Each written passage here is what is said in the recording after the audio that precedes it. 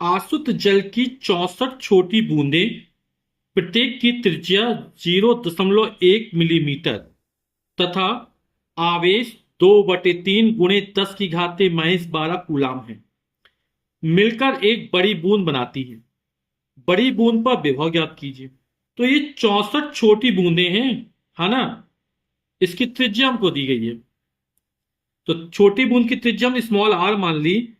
ये हमको दे रहा 0.1 का मतलब मिलीमीटर। ठीक। और आवेश कितना दे रहा, स्मॉल क्यू का मान दे रहा हमको 2/3 × 10⁻⁻12 कूलम। ठीक है। मिलकर एक बड़ी बूंद बनाते हैं। तो बड़ी बूंद की त्रिज्या हम कैपिटल आर मान लेते हैं, और बड़ी बूंद पर आवेश जो कैपिटल क्यू मान लेते हैं। अब 64 छोटी बूंदें मिलकर एक बड़ी बूंद बनती है ना। तो 64 छोटी बूंदों का जो आयतन होगा वो एक बड़ी बूंद के आयतन के बराबर होगा। तो हम त्रिज्या में संबंध निकाल लेंगे। तो चूंकि 64 छोटी बूंदों से मिलकर एक बड़ी बूंद बनती है, तो बड़ी बूंद का आयतन 64 छोटी बूंदों के आयतन के बराबर होगा। तो बूंद कैसी आकृति की, गोलीय आकृति की होती है। और गोले का आयतन कितना होता है, 4/3 पाई r क्यूब। यहां हमने बड़ी बूंद की त्रिज्या कैपिटल आर मान ली। गोले का आयतन क्या होता है, 4/3 पाई r क्यूब बराबर 64 गुणे, ये भी 4/3 पाई स्मॉल r क्यूब होगा।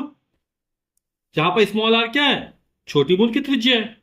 4/3 पाई से 4/3 पाई कट गया, तो यहां से बचेगा r क्यूब बराबर 64 स्मॉल r क्यूब। ठीक। दोनों पक्षों का घनमूल ले लो, तो कैपिटल आर बराबर हो जाएगा 4 × 16 = 64, 64 घनमूल 4, ये स्मॉल आर। अब हमें स्मॉल आर का मान दिया 0.1 मिलीमीटर, है ना। स्मॉल आर का मान 0.1 मिलीमीटर दिया, इसको मीटर में चेंज कर लेते हैं। तो ये हो जाएगा 0.1, और 1 मिलीमीटर बराबर तो 10⁻³ - 3 मीटर। ठीक है। 1 मीटर 1000 मिलीमीटर होता है, और जब मिलीमीटर को मीटर में बदलते 1000 का भाग कर देते, यानी 10⁻³ - 3 का गुणा कर दी। दशमलव एक स्थान और किसका दें, तो ये हो जाएगा 1 × 10⁻⁻4 मीटर, या 10⁻⁻4 मीटर भी लिख सकते हैं। तो 4, और स्मॉल आर का मान कितना है, 1 × 10⁻⁻4 मीटर।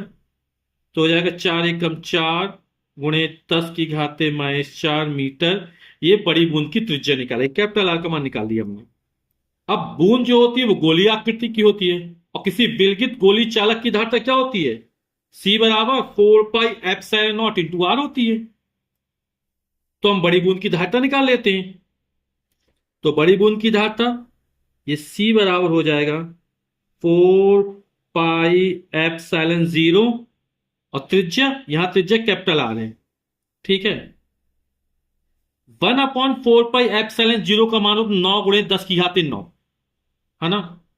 तो ये ऊपर है, तो क्या हो जाएगा, ये हो जाएगा 1/9 × 10⁻⁹। 1/4πε0 का मान 9 × 10⁻⁹ होता है। तो 4πε0 का मान कितना हो जाएगा, 1/9 × 10⁻⁹ हो जाएगा, इस पूरे का मान। और कैपिटल आर का मान कितना है, 4 × 10⁻⁻4। ठीक। और धारिता किसमें निकलेगी, फैरेड में निकलेगी। तो ये हो जाएगा 4/9 × 10⁻⁹।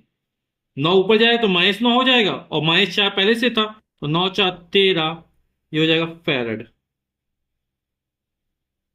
अब चूंकि 64 छोटी बूंदों को मिलाकर एक बड़ी बूंद बनाई जाती है ना, तो एक छोटी बूंद पर आवेश इतना है, तो 64 छोटी बूंद मिलकर बड़ी बूंद बनती है।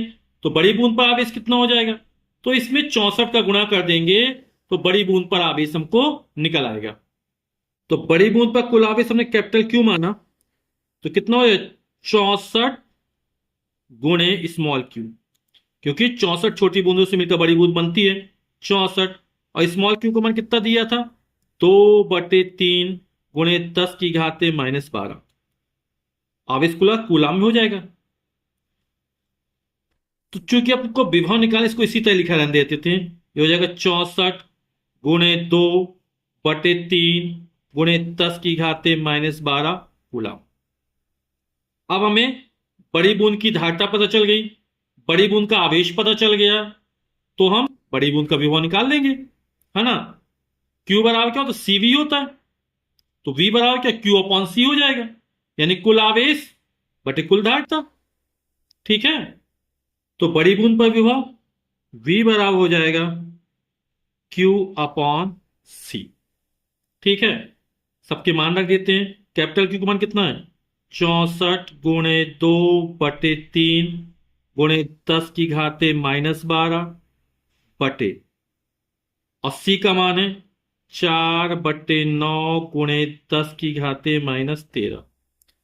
हमने इसलिए पहले सॉल्व किया, सारी यहाँ कुछ संख्या कट जाएंगी तो आसानी से निकल आएगा।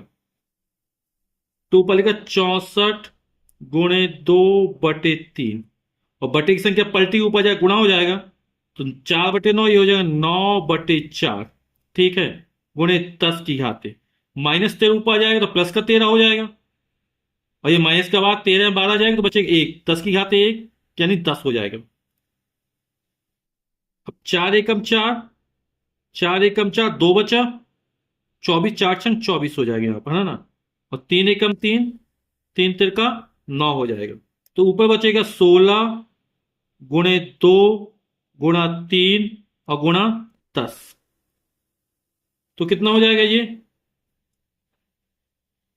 3 दूनी 6 और 16 छक्का 96, और 10 का गुणा करेंगे, 96 गुणे 10 यानी 960।